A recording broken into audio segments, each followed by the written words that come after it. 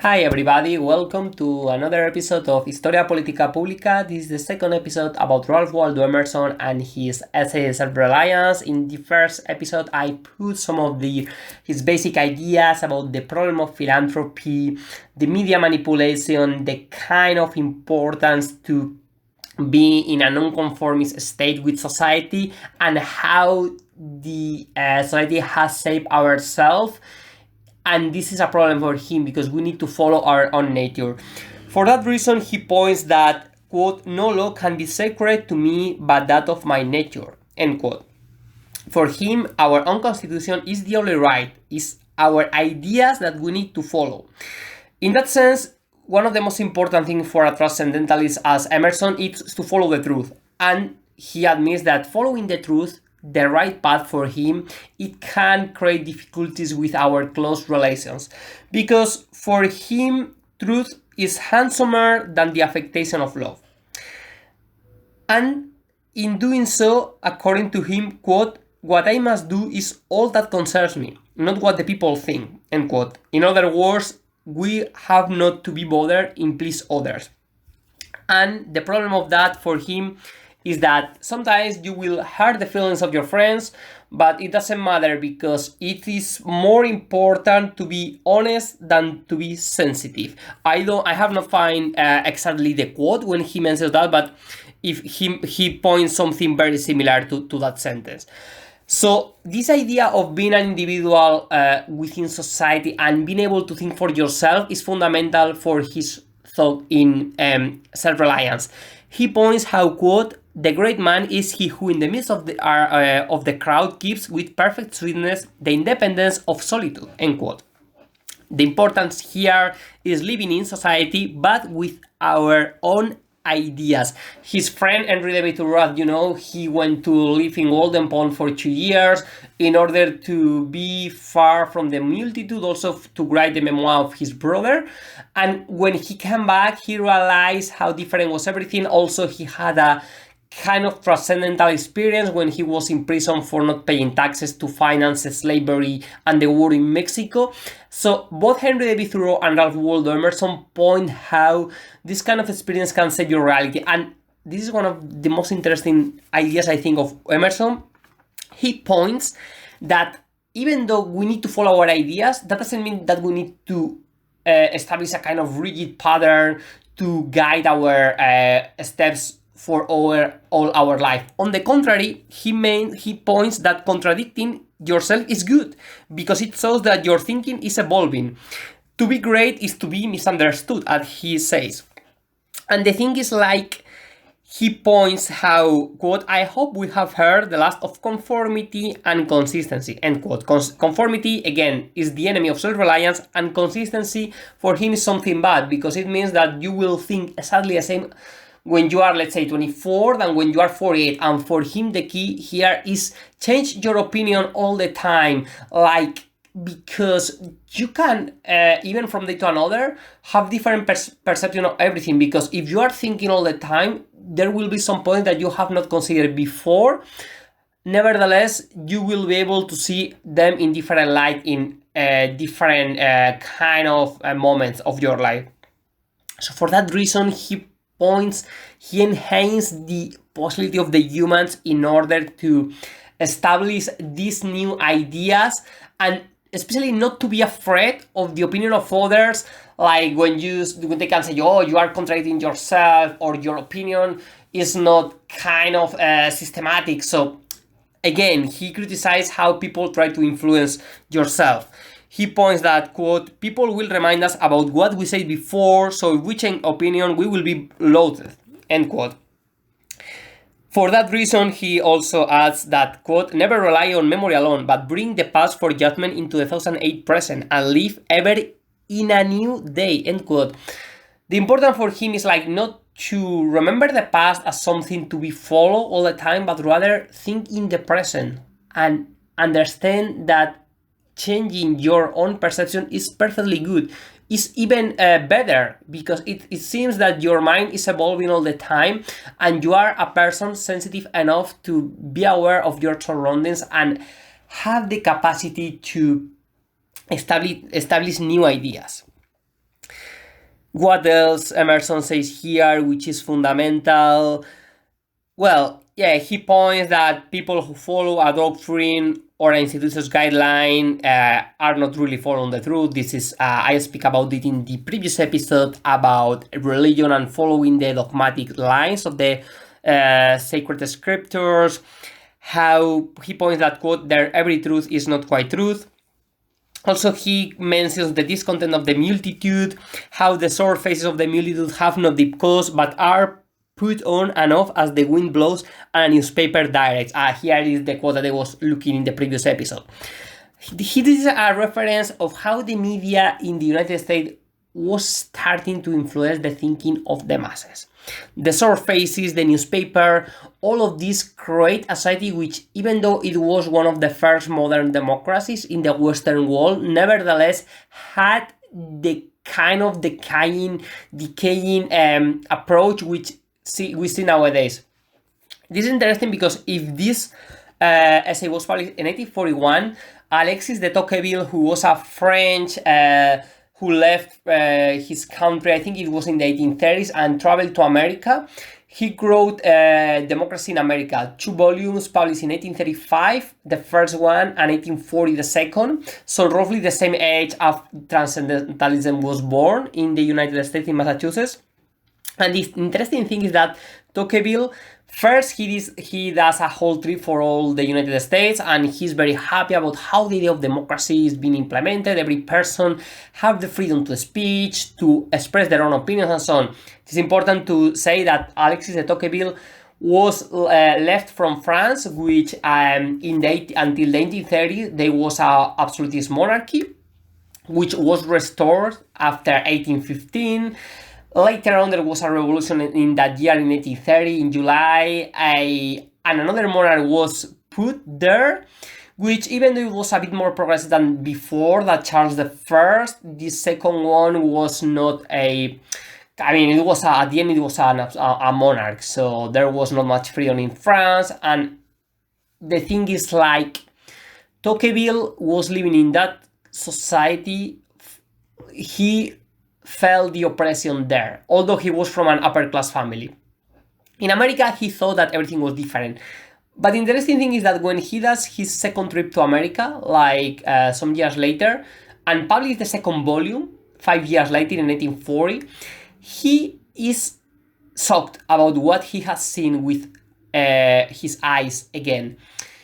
Everything that he said in 1835 in the first volume of Democracy in America, he changed dramatically his opinion. He says, oh no, this is really bad situation, because even though people have freedom to speech in theory, everybody's thinking the same. Why? Because the kind of influence of the whole society are changing their perception and influence themselves. So even though in theory they are free, in reality they are not, because if you are willing to have a different opinion than the mass of the people, you will be loathed, you will be despised, you will be isolated. Probably you won't be jailed, you won't be kind of punished in your physical way, and yet you will feel yourself alone. And perhaps this kind of indirect systematic oppression, it is even more forceful than the physical damage that was being done in France to the traitors and so on.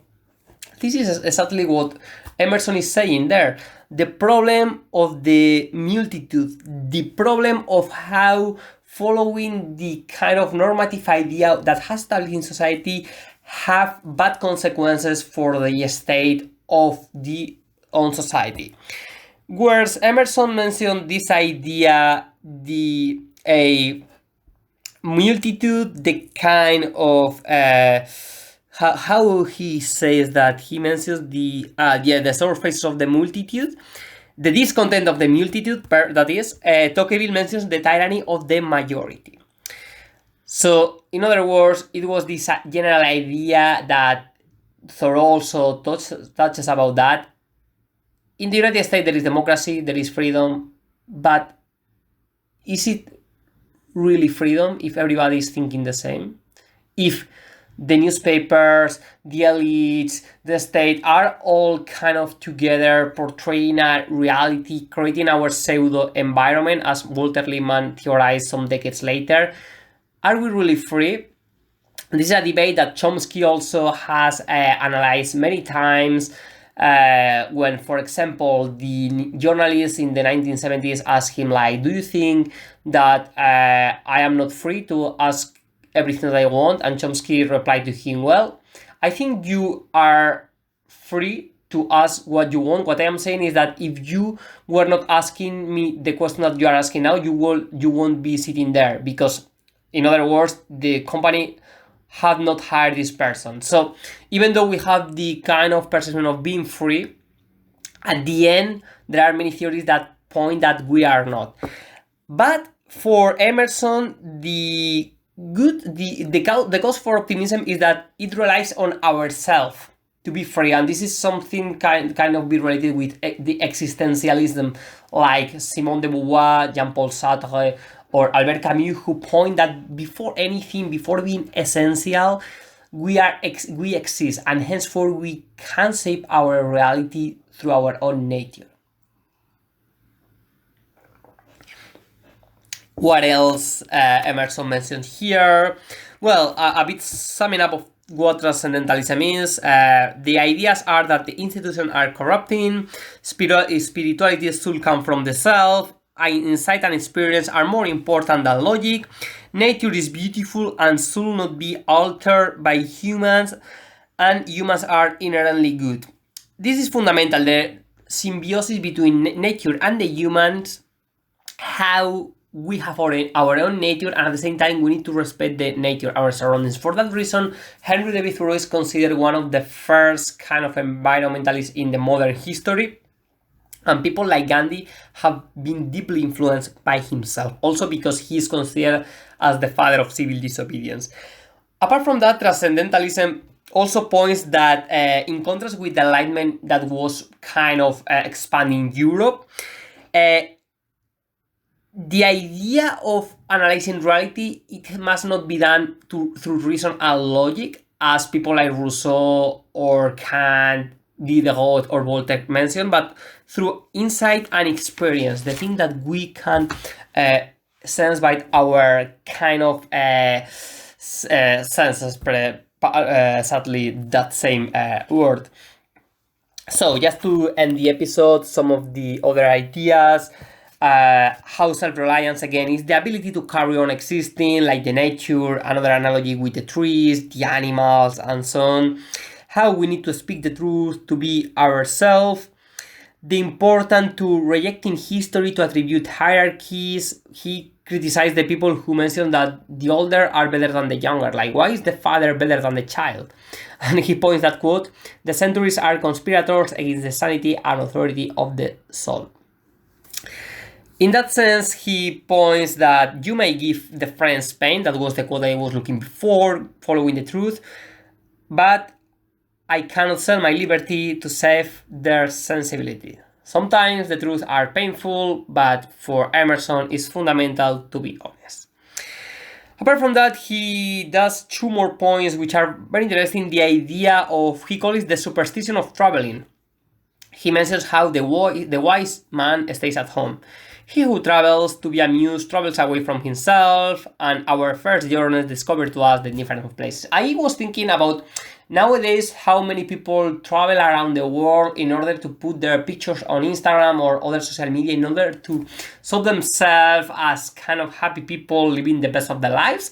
And obviously, there are many people who love traveling. I really love visiting new countries and so on, but I understand the point of Emerson's story, how there are many people which believe that traveling will help you to know new aspects of the world, which is truth, but at the same time, it also depending how you travel. I mean, the thing is, like, if you, let's say, live in another country for 1 year, but do not do the effort to think, to integrate in society, you stay the whole day at home, at the end it won't matter that much that you have traveled abroad. Or maybe, yes, maybe even though you are there doing the same things as you were doing in your former country, your perception are changing. So Seems that Emerson here is being too generalistic, because traveling can be one kind of enlightened activity, like opening your mind for new kind of experiences, but also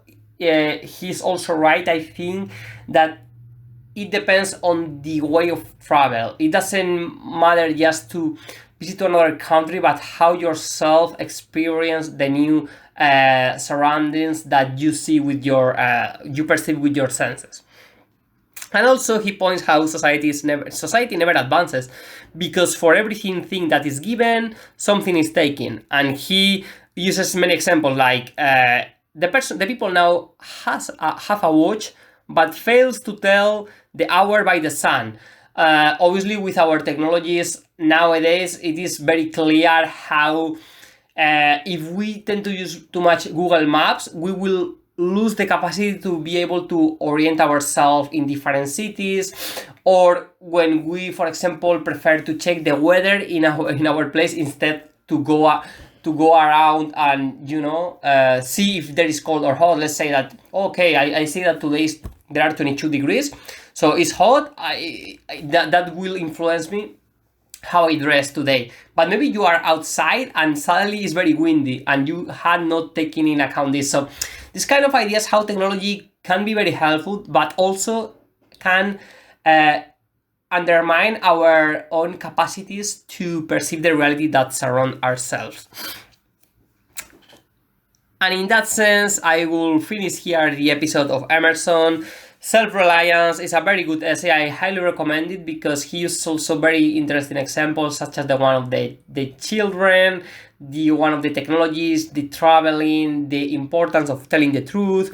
Be like nature, kind of establish a symbiosis bond with it, connecting with the inner world, and also walking around thinking about everything that you are seeing. Be able to change your opinion. This is fundamental in Emerson's ideas. Do not establish a kind of rigid dogma for yourself. It is not just to not follow the ideas that somebody has imposed upon yourself. Obviously, religion, the state, the elites are the most obviously advertising, but also in your own identity. In other words, for him, if you believe to have a kind of consistent opinion, this is far from being a kind of independent person. On the contrary, the important is to have a kind of opinion which is constantly changing. As he says, I hope we have heard the last of conformity and consistency. Hope you like the episode of Emerson. Encourage you to read Nature, one of his essays, Faith, another one, and especially Self-Reliance.